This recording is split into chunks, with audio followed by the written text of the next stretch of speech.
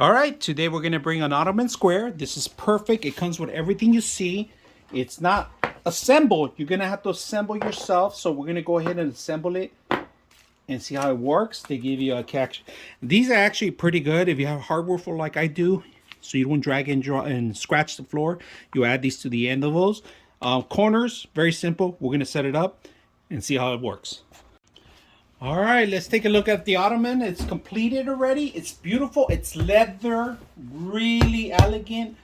You can sit on it. I'm a heavy guy. I'm gonna show you guys that you can sit on it perfect. It will not budge at all. Now, the beautiful thing about it is not just the sitting place, but I'm gonna hold it down so you can see how roomy it is inside.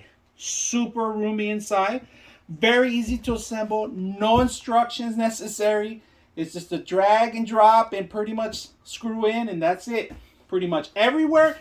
It's a little dusty in here, so leather cover, genuine leather all around, easy fixing. And the bottom, of course, they give you these so you could drag through your carpet, through your hardwood floor, save your shoes, makeup, pretty much anything. This is perfect for, say you're doing your vanity chair.